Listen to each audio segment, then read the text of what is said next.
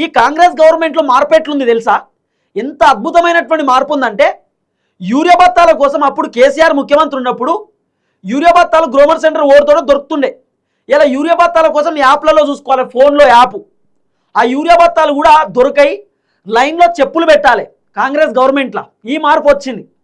రైతు భరోసా కేసీఆర్ ముఖ్యమంత్రి ఉన్నప్పుడు ఎకరానికి 5,000 రూపాయల చొప్పున 6 నెలలకు ఒక పంటకు 6 నెలలకు ఒక పంటకు టెన్షన్గా కేసీఆర్ రైతు బంధు ఇస్తుండే.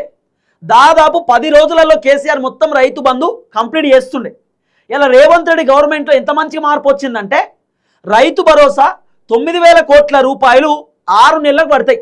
అంటే 6 నెలల్లో జనవరిలో స్టార్ట్ చేస్తే జనవరి, ఫిబ్రవరి, మార్చి, ఏప్రిల్, మే, జూన్, జూలై దాకా పోతుంది రైతు భరోసా. ఇది రేవంత్ రెడ్డి కథ.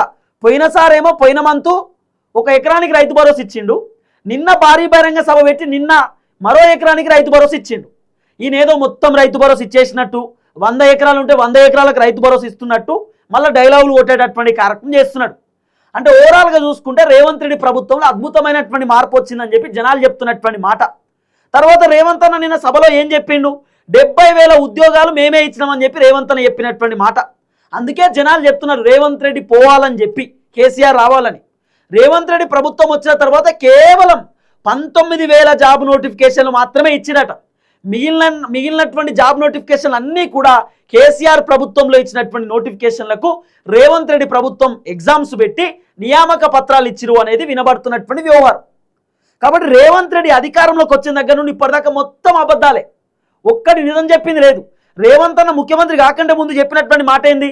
రైతులకు రుణాలు మాఫీ చేస్తాం, ఫస్ట్ రుణమాఫీ పైన సంతకం పెడతా, తొలి సంతకం రుణమాఫీ పైన అని చెప్పిండు. సరే, 2 లక్షల కంటే లోపు ఉన్నటువంటి పైసలన్నీ రుణాలు మాఫీ అయిపోతాయేమో అని చెప్పి జనాలు అనుకున్నారు. ఆఖరికి రేవంత్ అన్న ఒక 80% రుణాలు మాఫీ చేసి ఇంకా 20% గట్లనే ఉన్నాయి, అవి కూడా అయిపోయినాయి అని చెప్పి ఇప్పుడు అబద్ధం చెప్తున్నాడు. మళ్ళా జనాలకు బ్యాంకులలో డబ్బులు కట్టాలని చెప్పి రేవంత్ అన్న కొత్త డ్రామాలు అయిపోయింది. ఏమని?